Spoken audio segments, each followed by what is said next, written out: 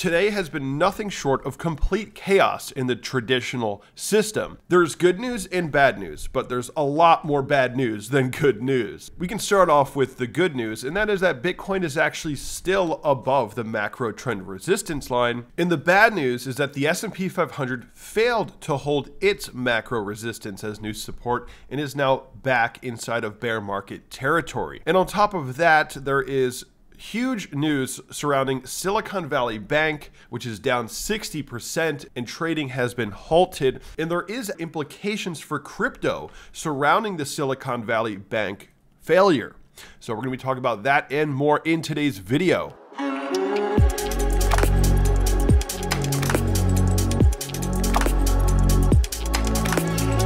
What is up, guys? Welcome back to the channel. My name is Kevin Svensson. Be sure to hit that like button and subscribe before we get started. So today has been a complete whirlwind of information. First of all, Bitcoin is still above the macro resistance, and there is a possibility that we could hold this as new support and actually confirm a macro trend breakout. But it's really not up to Bitcoin at this point. There's so many other things happening that are of much more significance. You may have heard that there is kind of like a bank run going on the West Coast. Silicon Valley Bank has failed. Silicon Valley Bank is now dead, essentially.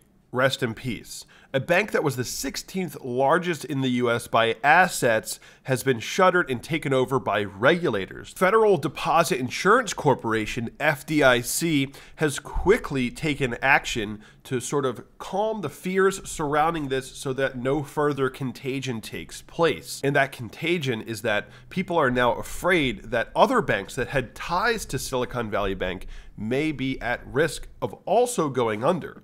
And so what we've seen is, first of all, you guys know Silvergate, the crypto bank, went down. And the news today is that Silicon Valley Bank has failed and closed. Trading has been halted. Their stock halted at a minus 60% loss. And if you go to the other West Coast banks, such as First Republic, down 7%. At one point, they were down over 50% today.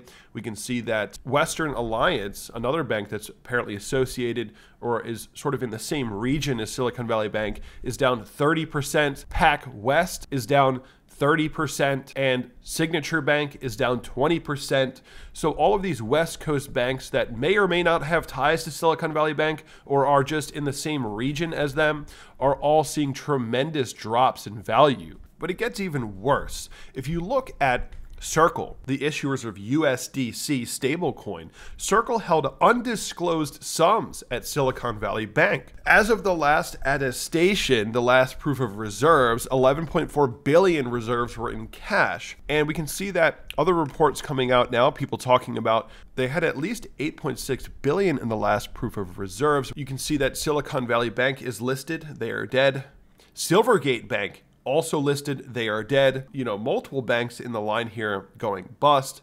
How much money did USDC have in these banks that are now under? How much USDC is no longer backed by actual dollars because their money is in these banks and potentially not insured by the FDIC, as their funds may exceed the insured limit? This is pretty worrisome. So we're seeing that the traditional financial system showing weakness is also having contagion spread into the crypto industry. So at this point, it's not just a crypto issue, it's an everything issue. And the FDIC is trying their hardest right now to sort of contain the issues at Silicon Valley Bank so that it doesn't spread further, so a bank run doesn't spread to other banks and we don't have a complete meltdown of the financial system.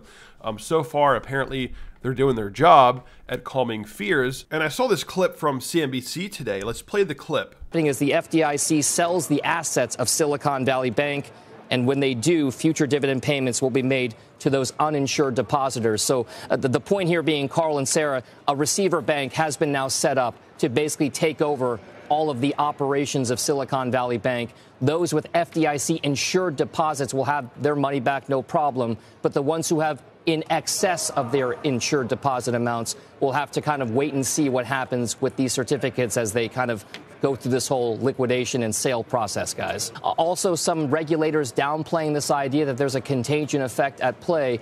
What this, I think, tends to do, and Sarah, Carl, we've seen this kind of with certain bank stress situations in the past, that there is a really quick ring fence being put into Silicon Valley Bank to reassure financial markets that this is not going to have a contagion or ripple effects to other parts of the banking sector. Now, we already know, and we've been reporting on Carl, Sarah, all of us, our colleagues here have been showing some of the charts and some of the trading halts with regard to other West Coast banks that are certainly not Silicon Valley Bank, but have similar geographic footprints that are also now going down in value because there's a concern that depositors who had business with Silicon Valley Bank might also have business with some of these other West Coast banks as well. So it's a big mess, a lot of chaos here, and it's very tough to say if the situation is under control. I'm assuming it's probably not. I'm assuming there's going to be more dominoes in line to be taken out before this is all said and done. And of course, people are talking about a bank failure being good for Bitcoin, although in the past few days, so far, it has not been good for Bitcoin.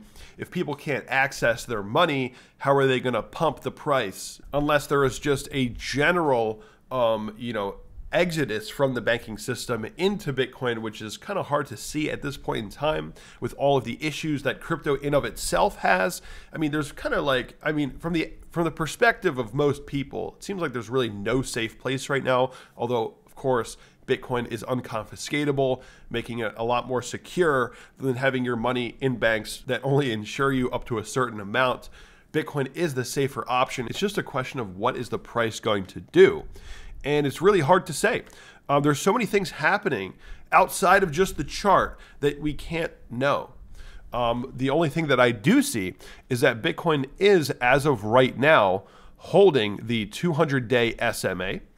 Right, we actually bounced off that. And on the weekly chart, we are holding so far the macro down trend line as potential new support, though of course we have to hold this exact price level for that to be the case. So we'll see. If Bitcoin maintains a zone, comes up next week, and we start going sideways, well, I would be a lot more comfortable with that. That's actually a bullish pivot of the macro trend line as new support. And, if this contagion spreads even further, and there's more bad news in the stock market, for example, continues down next week, well, if Bitcoin ends up following and we break below the macro resistance, well, that's pretty bad. That's a break of structure. That's very destructive price action. And I think that it's really all going to be up to the stock market at this point. Is today's news, these banking failures, just an initial catalyst that's going to send us into a actual recession, a full-blown recession, where we start to see things breaking, weakness across, the whole system, and then that would send the stock market plunging? If that happens, it's not going to be good for Bitcoin. If that happens, Bitcoin would likely hit new lows, right? So we'll see. At this point, keep your eye on the S&P 500. We are likely rolling an hour away from the close, the end of the week here. We're kind of in the middle of the shitstorm right now. So we're going to have to wait to see how this really plays out. It doesn't look too good from a stock market perspective, and we're seeing tons of fear across the banking industry. Just tremendous dumps for all of these Western banks.